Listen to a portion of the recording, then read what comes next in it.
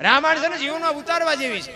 મને તેમ થાય રાવણ ને બધા ગમે એ કહેતા ભાઈ કે હું રાવણ ને પહેલા પગે લાગુ. બોલો, રામ ને ધક્કો કરાયો લંકા સુધી, આખા કુટુંબ નો ઉદ્ધાર કર્યો. તમારા ઘર સુધી ધક્કો કરાવવો જોઈએ, કરાવો લ્યો. છેલ્લે કુંભકર્ણને જગાડ્યો ને, કુંભકર્ણને માંડ જગાડ્યો. એ કે જાગે જાગા નાશ થઈ ગયો. તો કુંભકર્ણ આમાં આખું છોડતો કે મારે જ્યાં જાગવાની જરૂર હતી તારે જાગવાની જરૂર. ઈ કે સલાહ લેવા નથી જગાડ્યો. હવે કે તું એક રહી જતો એટલે જગાડ્યો. સાને માનો કે મોર થાને હું આવું છું, આખી દુનિયાનો બાપો છે આ. તું રહી જતો તો એટલે જગાડ્યો, સલાહ લેવા નથી જગાડ્યો. સારે ભાઈ મોર થાય, આખા કુટુંબનો ઉદ્ધાર કરી દીધો. તમે વિચાર તો કરો. સીતાજીને લેવા આવ્યો ત્યારે માં ભગવતીને માં કીધી છે. માને કોઈથી કોઈ પત્ની ન બનાવી શકે. દુનિયા ગમે એ વાત કરતી હોય, મને નથી મગજમાં બેહતી. ઈ કે માં હું તને લેવા આવ્યો છું, તું આવ્યું તો મારો બાપ આવે અને એના ઘરમાં હું જેવી તેવી ચોરી કરું તે મને મારે નહીં, મારે એના હાથે મરવું છે. બાપુ બૈરાની ચોરી કરવા આવ્યો છું એટલા માટે. અને લંકામાં સારામાં સારી જગ્યા અશોક વાટિકા એમાં જ રાખ્યા હતા માને. શું કામ? રાવણને ખબર હતી કે મેલા લઈ જઈશ તો આ દુનિયા કઈ નું કઈ બાપ છે ને, કે વનમાંથી ત્યાં અશોક વનમાં લઈ જવામાં રાવણને કોઈ ન રોકી શકે. તો પોતાના મેલે લઈ જાવ રાવણને કોણ રોકત? એને ખબર જ હતી કે મારી કઈક વાતો કરે તોય કરે. બોલો, અત્યારે અશોક વાટિકા બાપુ સારામાં સારી જગ્યા હતી ને, અહીંયા માને રાખ્યા હતા. અને ફરતો પેરો રાખ્યો હતો કે આને ઊનો વાહ નો વાય, ધ્યાન રાખજો, આ મારી માં આવી છે ને, વહેલો મોડો મારો બાપ આવશે. રામ ને બાપુ અહીંયા સુધી ધક્કો કરાયો. રાવણની શું વાત કરી. રામ અને રાવણ નું યુદ્ધ થયું ને ત્યારે છેલ્લે વિભીષણ બાપુ ખૂટ્યો. ટૂંકમાં બધાને ખબર છે. એને કીધું કે નાભીમાં બાણ અમૃત છે, બાણ મારો નક નહીં પડે. એના ઉપરથી આપણે નક્કી થાય કે આપણા ખૂટે ને એટલે આપણો ખૂટદો નીકળે. જો આ રામાયણ કહે છે. વિભીષણે ન કીધું હોત તો બાપુ રામ, મારા અંદાજ મુજબ મને એમ થાય છે કે રાવણમાં એટલી શક્તિ હતી, મારી ન વખત. ઈ પડ્યા પછી વિભીષણ, લક્ષ્મણ અને રામ ત્રણે રાવણ પાસે આવે અને રાવણ આમ પડ્યો તો છેલ્લા શ્વાસ હાલતા હતા અને મરક દાંત કાઢતો હતો. રામચંદ્ર વિચાર કરે કે આરો આને ઘડી બે ઘડીમાં વિયો જવાનો ના, કે હજી બાયડો દાંત કાઢે. એટલે રાવણ કહે છે કે પ્રભુ તમે તો બ્રહ્મનો અવતાર છો ને, આ તમે કઈ મને માર્યો એ બહુ મોટું કામ નથી કર્યું. તમને ગમે વ્યામ હોય, આ તો બધો મેં બનાવેલો પ્રોગ્રામ હતો, મારો બનાવેલો પ્રોગ્રામ છે. પણ મારે તમને બે ત્રણ વાતો પૂછવી છે. હું તો હવે ઘડી બે ઘડીનો મહેમાન છું, હું તો જાવ જ છું અને મારે તમારા હાથે મરવાનું જ હતું. મેં તો જે મારે કરવાનું હતું કરી જ નાખ્યું. પણ હું તમને બે ત્રણ વાતો કહું, મને જવાબ આપો. રામ કે શું છે? ઈ કે મારી શક્તિ કેટલી છે? કે તારી શક્તિ ઘણી. મારી ભક્તિ કેટલી? કે તારી ભક્તિ શિવની ઘણી. તો કે મારી પાસે સંપત્તિ કેટલી? કે સંપત્તિ ઘણી. ઈ કે તમારે અયોધ્યામાં કદાચ તમારું બે આવવાનું સિંહાસન હોનાનું નહીં, ભાઈડે દિવાલો હોનાની છે ને, ઈ કે છે આટલી સંપત્તિ. તો કે મારી શક્તિ કેટલી? યમના દૂતને કોઈનો જીવ લેવા જવું હોય ને તો મારી રજા લેવા આવવું પડે.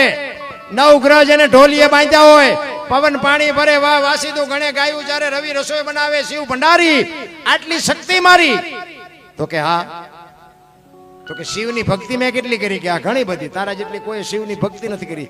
તો કે હું તમને એ પૂછું છું કે મારી ભક્તિ આટલી, શક્તિ આટલી અને સંપત્તિ આટલી, તો હું તમને એ પૂછું છું કે મારા ઘરે હું હારું છું ને તમે જીતો છો, આનું કારણ શું? આનો મને જવાબ દો, બાકી હું તો હવે જવું જ છું. રામને પરસો વળી ગયો. મારા ઘરે મારી પાસે શક્તિ છે, ભક્તિ છે, સંપત્તિ છે, છતાંય હું મારા ઘરે હારું છું ને તમે જીતો છો, આનું શું કારણ છે? રામ કે ભાઈ મને આમાં ટપા પડતા. તેથી બાપુ રાવણે કીધું ઈ કે આજે હું મારા ઘરે હું હારું છું ને એનું ફક્ત ને ફક્ત એક જ કારણ છે કે તમારો હગો ભાઈ તમારા પડખે છે ને મારો હગો ભાઈ તમારા પડખે છે. જો મારો ભાઈ ખૂટ્યો ન હોત ને તો એવી દુનિયામાં કોઈ તાકાત નથી કે રાવણને કોઈ મારી શકે. એટલે તમે અયોધ્યામાં જાઓ તો મારી એક તમને ભલામણ છે કે અયોધ્યાના રાજા બનો ને તો બાપુ મારી એક ભલામણ કે તમે આટલી વાત કરજો કે ભાઈઓ ભાઈઓમાં મેળ રાખે, ભાઈઓમાં વિખવાદ ન કરે. નકર બાપુ આ મારી લંકા આટલી જો રોળાઈ ગઈ ને આપણા સાપરા હાંસ ન ઉડી જાય. આખી દુનિયા મેળ હોય બાપુ, હગા ભાઈ જ મેળ નતો હોતો લ્યો. મને એમ થાય કે રાવણે કીધું પણ રામે નહીં વાત કરેલી કે લગભગ આ ભલામણ રાવણે કરી છે. બોલો કે ભાઈઓમાં મેળ રાખવા. અત્યારે તમે જુઓ 5 ગામ ધુમાડા બંધ, એના ભાઈઓના છોકરા જ ન હોય. આપણે કહે તારા ભાઈઓ કેમ ને દેખી કે મારા તેની યારે આડી છે ને, એટલે આની યારે જ ઊભી રાખવાની હતી. આ ગામ તો કઈ ઠોક બોલશે, પણ ભાઈ વાળે જ બંધ મેળ બોલ. નકર જે પોતાના છે એ જ બાપુ ખોટા લાગે છે આપણને. એટલા જ માટે મહાપુરુષો તમને મને ઘણી બધી વાત કરે છે, પણ તમારી જેવી મોજ છે એવી આનંદ કરાવશું. હજી મારે તો શું છે, મારી પાસે મને તો બાપુ ગુરુ મહારાજની કૃપાથી, મારા મા બાપના આશીર્વાદથી મારી પાસે ખૂટે એવું જ નથી. અને આ બધું છે ને, હું તો હડબેઠે સેડ્યો ના આવડી ગયું મને. આપણને કોઈ વેરાગ બેરાગ લાગ્યો એવું કાંઈ છે નહીં. ચારે બાજુથી બાપુ બટા ચટી બોલે ને કોઈ ધણી ન થયો ને તેથી બાપુ આ સાધુ ધણી થયા મેળ પડી ગયો. અને આઈને કોઈ તમારે ગુજરાતમાં બાપુ 5 લાખનો ભજનનો કલાકાર હોય ન હાલે, બાકી આપણે હાલવી. આ અમારા 50 પ્રોગ્રામ કર્યા છે આ બાજુ, આપણું હાલે. હારા કલાકારનું ન હાલે. આ બાપુ ગુરુ મહારાજની, મારા મા બાપની કમાણી છે. કહેવાનો મારો મિનિંગ, તમે વાયુ હોય ને તો બાપુ એક દી ઉગે ને ઉગે, પણ વાવવું જોવે. અને વાવવા ટાણે નક્કી કરવું જોઈએ કે આંબો વાવ્યો કે બાવળિયો, એ નક્કી કરજો. ન કરજો આંબો સમજીને બાવળિયો જીકી દેશો ને તો કાંટા જ આવવાના. એટલે એ વાવવા ટાણે નક્કી કરજો કે શું વાયુ એ જરૂર એની છે. ખબર બધાને સવારામ બાપાએ બાપુ 7 સલામ કીધી ને કે ચોથી સલામ 4 ખાણી 1 બીજની જગબંધાણી પરખો અવિનાશી છે, એમાં ચોથી સલામનો મોટો મહિમા. તમારું મારું આ સર્જન છે એ શું છે? સંતોની વાણી તો છે ને બાપુ, હબાકા આવે જો ઉતરવા માંડે ને તો બાપુ હબાકા માંડે આવવા. 4 ખાણીની આ દુનિયા બની છે. તમારું અને મારું સર્જન શું છે? એક જગ્યાએ તમે ઝાડવું વાવો, એ ઝાડવું નાનું હોય મોટું થાય, સાયો આપે, ફળ આપે, ફૂલ આપે, વાત બધી બરોબર. તમારો અને મારો આ છોડવો છે એ આવે ત્યારે કેવડો હોય? 1.5 ફૂટનો. તો હરતો ફરતો છોડવો બાપુ આ 5-5, 7-8 ફૂટના છોડવા છે. આના મૂળિયા ક્યાં? અરે જોવાની જરૂર છે રામ. આ આંટા મારે કઈ નથી વળે એવું. અત્યારે કોઈનો દેહ દુર્ગંધ નથી મારતો, અને એમાંથી બાપુ એવું એક તત્વ નીકળી જાય 2 દીમાં દેહ દુર્ગંધ મારી જાય તો જોવું ન જોઈએ કે આ દેહ અત્યારે કોણ ઉટકીને સાફસૂફ રાખે છે? ન જોવું જો જરૂર એની છે રામ. બાકી પાવડરના લાલિયોના લપડા કરવા એટલા કરો, બાકી ગંધી ઉઠવાનું. સત્ય છે એ આવવાનું. એટલે કીધું 5 તત્વનો દેહ છે, એટલે કીધું 4 ખાણીની આ દુનિયા બની છે. ઓરથી, ગર્ભથી, ઈંડાથી ને પાણીથી. ઓરથી જન્મે ને એ ઢોર, ગર્ભથી જન્મે માણા, ઈંડાથી જન્મે પક્ષી, અને ઈયળ, મચ્છર, માખ પાણીથી જન્મે. 4 ખાણીની આ દુનિયા છે. બાકી આ જેટલું દેખાય છે ને એ તમે મેં ઊભું કર્યું છે. આ જેટલું દેખાય એટલું બધું આપણે ઊભું કર્યું છે. બાકી આ જે 4 સૃષ્ટિની જે રચના છે, 4 ખાણી જે બનાવી છે, એ મહાપુરુષોએ સંશોધન કરીને કર્યું છે કે આ 4 આમાંથી બન્યા. અને આ બનાવવા વાળો બાપુ મારો નાથ. 5 તત્વનો દેહ, ધરતી, આકાશ, પવન, પાણી અને પ્રકાશ. સવારમાં ઉઠીને બાપુ છે ને 5 તત્વને પગે લાગવું પડે. પહેલા આપણા ગામમાં રામજી મંદિરે કદાચ ન જાય, મરી ન જાય, પણ આ હવા ન હોય તો, પાણી ન હોય તો, આ હુરજ નાળ એક દી એમ કે એટલા દીથી ઉગું છું, 2 દી મારે રજા ઉપર જવું છે તો હવે ડબલા ચડે. 5 તત્વનો બાપુ દેહ છે, 5 તત્વથી જ ટકે છે. આ તમારો મારો દેહ છે ને એ જ્યાં બાપુ ટકી રહ્યો છે 5 તત્વથી જ ટકી રહ્યો છે. એટલે આપણે સવારમાં જાગીને પહેલા એને પગે લાગવું પડે કે મારા બાપ તું છો એ તારે જમે છે. પણ આ કોઈને દેખાતું જ નથી. સત્ય તો બાપુ સત્ય જ હોય. કહેવાનો મારો અર્થ એ છે, મને તો એમ થાય કે શું ભલામણા જીવે એવું આવ્યું છે. કપડા, જોડા, આમ તમે જુઓ તો હું તો અમુક જગ્યાએ જાઉં તો ઘરમાં પહેરવાના જોડા જુદા, રહોડાના જુદા, વાંસળીના જુદા, કામમાં જાય તો જુદા, બહાર કેમ જાય તો જુદા. એક જોડીમાં 3 જણા હલવતા હતા. બોલો અત્યારે ચકાના 8-8 જોડી છે જોડા. અરે આપણને એમ થાય આમ તો જો. અને એવા બુથી ના ગાળી અમુક થયા છે ને. 1-2 ભાઈબંધ હતા ને, તે કઈ કામ ધંધો ન કરે, તલાવની પાડ્યા જઈને બે ટાઈમ થાય એટલે ઘરે આવીને નાય ધોઈને ખાઈ પીને પાછા વ્યા જાય. એટલે ઘરે તો મા બાપ બેકારા કરે. એટલે એ કે તમે ખૂંટિયા જેવા કઈ કામ કરો, અમારે કરવું ને તમારે કે એટલે બે ભાઈ બંધ બેઠા બેઠા વિચાર કરતા એ કેલા ઘરે જઈને ડખા થાય મજા નથી આવતી, હાલ ને કઈક ધંધો કરી. એ કે શું કરશું? ઓલો કે આ કરીને મગજમાં ન બેઠું. એક કે મને એક ધંધો શું છે કે શું પૈસા સાપવાનું કારખાનું નાખી દે કે હાલ લે. મૂળ તો ઘરે ડખા પૈસાના છે ને, પૈસા આપી પછી શું ડખા થવાના? એ કે હા એ તારી સાચી. કર્યું બધું ભેગું, એક રૂમ રાખ્યો ભાડે. એ કે હું મળું પૈસા સાપવાનું, તું હોય ને નોટું ડટામીન બનાવ. 2-3 તિજોરી ભરી લેવી, પછી બધો હંકેલો કરી લે. એ અડધી તિજોરી ભરીને તા એકનું ધ્યાન જોયું કે ઉપર એક ભૂલ થઈ જઈ કે ઉપર. આમ આ બે હુક બનાવી લેવું ભાઈ, ભારતીય રિઝર્વ બેંક ને ગવર્નરની સહી ને ગાંધીજીનો ફોટો ને, પણ સિક્કો 15 નો લાગ્યો. 15 ની નોટ લઈને ચા જવું.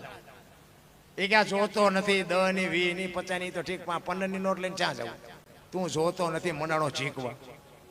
એ કે ગામડામાં જવાય ભલા મને, ગામડામાં નાની નાની દુકાનો હોય, કોઈક બાપા બેઠા હોય, કોઈક ડોશમાં બેઠા, અહીંયા ન ખબર હોય, અહીંયા હાલી જાય. તમારે ગામ જેવું ગામ હતું ને, ચાપા બેગ બાપા દુકાન નાખીને બેઠા હતા, ચોકલેટ ને પીપરમેન્ટ ને વેચતા. એ આવ્યા, એ કે બાપા 15 ના છૂટા આપશો? કે હા લો. 15 ની નોટ આપીને બાપા સકરી ખાઈ ગયા. 15 ની નોટ આ ક્યારે બહાર પડી? એ કે હમણાં જ બહાર પડી, તમને નથી ખબર? અમારા છોકરા રોજ કડી જાય છે, આ વિરમગામ જાય પણ કોઈ બોલ્યા નહીં. એ કે દેવાય કે થોડું કે તમારે 15 રૂપિયા જૂઠું બોલતા. એ કે ના આપું. એમાં કે તમે જૂઠું ન બોલ, પણ કે 15 નો આપું, 14 આપું. બોલે અમને એમ થયું કે આના 8 નથી આવું, 14 તો 14 લઈ લેવાય. એ કે સારું તમારો રૂપિયા જીવ બગડ્યો ને લઈ લો. બાપાએ ટેબલ નું એટલું ખાનું ખોલે ને હાથની 2 આપી.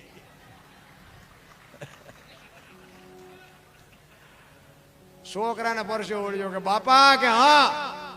એ કે હાથની ચારે બહાર પડી કે મેં તારી પેલા કારખાનું નાખ્યું હતું. તારે આ 15 ની ભૂલ થઈ ને મારે હાથની થઈ. આ બુદ્ધિના ગાળિયા નો કહેવાય. હવે આમને મોંઘવારી નડે ને આમને આ ભજન કરે, આમ જ હાલે. ત્યારે જાજો બધા કે સ્વર્ગમાં કે ઇન્દ્ર ભગવાન સોનાના સિંહાસન ઉપર છે, ઇન્દ્રની અપસરાયું નાચે છે ને ફુવારા છે. ત્યાં કોઈ જીવ્યું અને કોઈક જીવ્યો જ કોને, કોઈક મારે પગ ચાલવા અહીંયા જીવ્યો. બધું આમ જ હાલે. મને તો એમ થાય કે મારો ભગવાન સાંભળે લ્યો. તમને આ ન દેખાતું એ તમારો પ્રશ્ન છે. મને એમ થાય કે હું બોલું હું મારો ભગવાન સાંભળે. બસ આટલી જ વાત છે, બીજું કઈ છે જ નહીં. બાકી વાતમાં બાપુ આ છે ને, માણસ જન્મે ને 1.5-2 કિલોનો કે 2 કિલોનો હોય, 60-80 વર્ષ જીવે, મરી જાય, શમશાનમાં લઈને હળગાવી નાખો, રખ્યા ભેળે કરીને ચોખ્ખો એટલે 2-2.5 કિલો જ થાય. કાંઈ છે નહીં, વચ્ચે ઠેકડા ભરવાનું છે. પાછી વ્યવસ્થા કઈ રાખી જ નથી. આ મેં આ ખેતર લીધું ને, મેં ટ્રેક્ટર લીધું ને, મેં મકાન લીધું, જાવ તાર લેતા જજો ને બીજા વાપરશે. કઈ વ્યવસ્થા જ નથી રાખી. આમ નામ આવ્યા ને આમ નામ ઉપડ્યા. જે આનંદ કર્યો, જે મોજ કરી, જે ભજન કર્યું, એ જ તમારે મારી ભેગું આવવાનું. બાકી જે હરી કાંઈ છે જ નહીં. આનંદ કરી લ્યો, બસ મોજ કરી. ભજન છે ને એમ નામ બને નહીં. જ્યાં જ્યાં બન્યું છે ને ત્યાં વાતું પડી છે. એમ નામ ખોટી વાત છે. કોઈ એક સાખી છે ને કે માયા સુધી ગોઠડી, વજરના ગાળા, હાંગા બાપુ હલવાના, કઈક સેડ્યા ને કઈક પાળા. આ ક્યારે બની? આ તમને હું તમને આમ નોખું પાડીને કહી દઉં. કોઈ નહીં કે ખબર હોય જ કે ને. પેલાના જમાનામાં વેપારીઓ હોય ને, વેપારીઓ એ શહેરમાં ધંધો કરતા હોય અને ગામડા વાળાને બધાને ઉધાર આપે. રવિવાર જેવો કઈ દિવસ હોય ને એટલે બહાર ગામ ઉઘરાણીએ જાય. એમાં એક વેપારી હામા ગામમાં ઉઘરાણી ગયેલા. તેથી રાણી શિકાર રૂપિયાનો જમાનો. રાણી શિકાર રૂપિયાની ઉઘરાણી કરી અને દી આથંબરનો ટાઈમ, જબાના ખીચા ભર્યા અને ઘર બાજુ નીકળ્યો.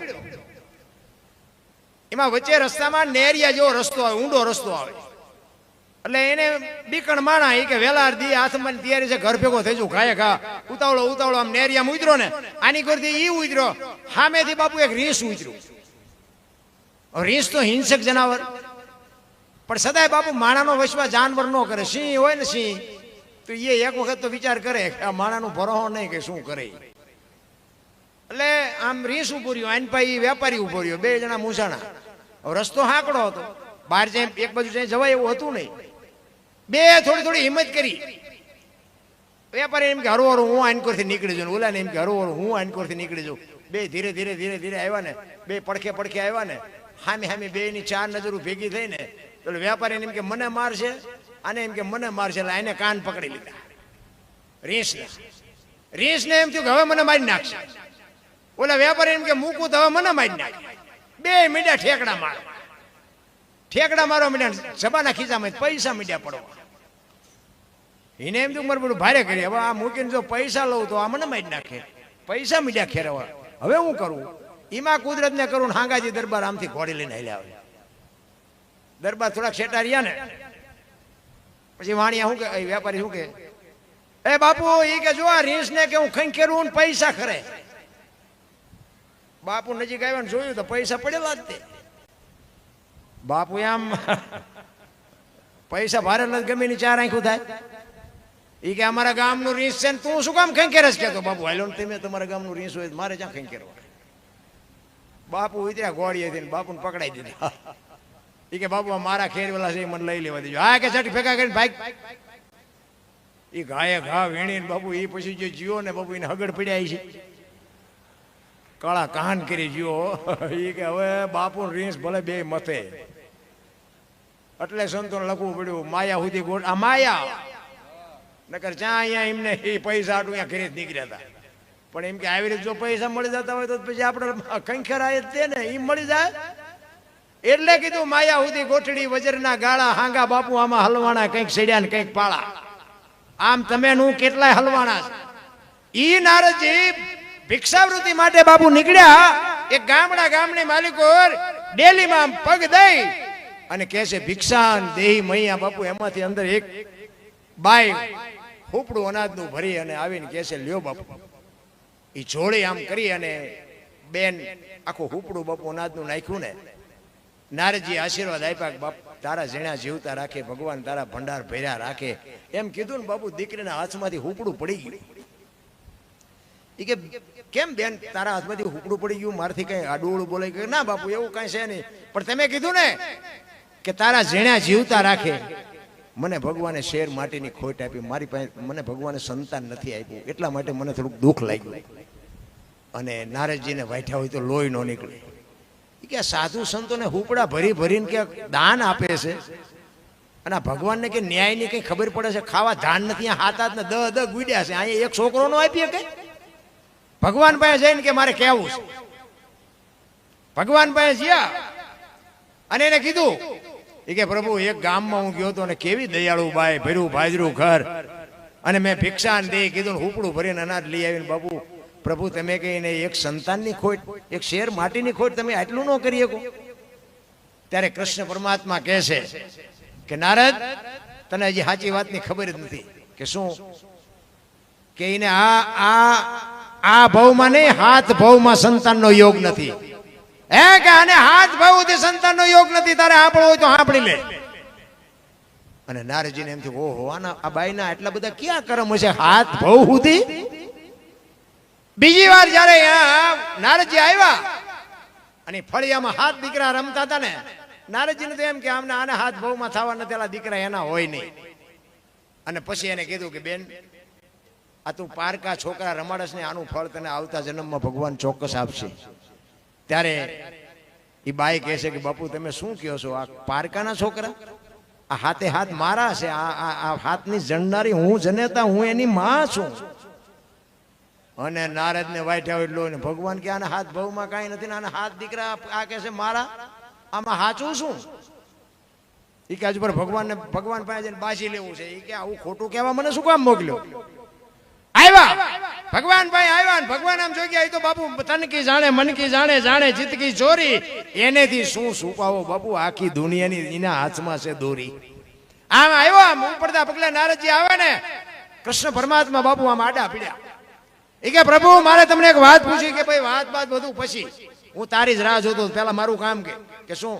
મને કે પેટમાં પીડા ઉપડી છે, માણાનું કાળજું ક્યાંકથી ગમ્યાથી ગોત વૈદે કીધું છે માણાનું કાળજું હોય તો જ મને મટે એવું છે ને મટે એવું નથી. તું ગાયે ઘા જા, ગમે ત્યાંથી માણાનું કાળજું લઈ આય. ઓલી વાત બાબુ નારદના મગજમાંથી નીકળી જાય ને આ તરત જ પીડાની વાત બેહી જાય મગજમાં. ઈ કે એટલી બધી પીડા થાય છે? હા. ઈ કે રહેવાતું નથી, તું જા જલ્દી. ઉપડ્યા નારદજી ગિરનારની ભવનાથની તળેટીમાં. મારો ભગવાન બીમાર છે, કોઈની પાસે છે કાળજું, મારા માણાનું કાળજું જોવે છે, મારા ભગવાન આટું કાળજું જોવે. રેડિયું પાડતો જાય. એમાં એક રૂખડીયો બાવો બાપુ બેઠેલો અને એની સાંભળી ગયો. એ બાપુ અહીંયા હું રેડિયું પાડો છું. એ કે ભાઈ માણાનું કાળજું જોયું છે, મારો ભગવાન બીમાર પડ્યો છે. અને વૈદ્ય કીધું છે કે માણાનું કાળજું હોય તો મટે. ભગવાન બીમાર પડ્યો છે તો કે હા, કે તમારી પાસે સરી છે તો કે હા લાવો કે હું કાઢું. અને કોકના કાળજા કાઢવા હોય ને સરીઓ ભેગી જ રાખે. એ કે હારે મારી પાસે સરી આપી અને ઓલે આમ પેટમાં મારીને કાળજું કાઢીને કીધું કે હાલ્યો લઈ જાઓ. અને કાલ જો 10 કાળજા જોતા હોય તો કાલ આવજો, બીજાના કાળજા તમને અપાવશું. ભગવાન બીમાર પડ્યો હોય તો ભગવાન નો મળવો જોઈએ, ભગવાનને પીડા નો થવી જોઈએ, લઈ જાઓ કાળજો. અને એક હાથમાં કાળજો ને એક હાથમાં કટાર લઈને નારદ બાપુ આવ્યા ગાયે ઘા ભગવાન ભાઈ. આયા ભગવાન ભાઈ આવ્યા હતા. ભગવાન તો પગ ઉપર પગ ચડાવીને હુતેલા. ઈ કે લ્યો લ્યો પ્રભુ લ્યો આ કાળજો લઈ આવ્યો. ઈ કે હવે નથી જોતું, મને રાગે આવી ગયું, મજા આવી જાય, હવે નથી જોતું. ઈ કે તું લઈ આવ્યો કાળજો? ઈ કે તમારે વાતો કરવી છે, જેટલું રખડ્યો ચા ચા જીવો તે માન માન મેળ પડ્યો. એ કે વાત બધી બરોબર, પણ એ કે હવે મારે જોતું નથી. એ કે પણ આ કેવી રીતે તું કાળજુ તને આપ્યું કોઈ ને? એ કે ગિરનાર માં ગયો તો અહીંયા રાડ્યું ઉપાડતો હતો, 3 દિવસ રાડ્યું ઉપાડી ત્યાં એક બાવો બિચારો તૈયાર થયો. તો કે કેવી રીતે કાઢ્યું? એ કે મેં સરી આપી, આમ સરી પેટમાં મારીને કાઢીને આપી દીધું.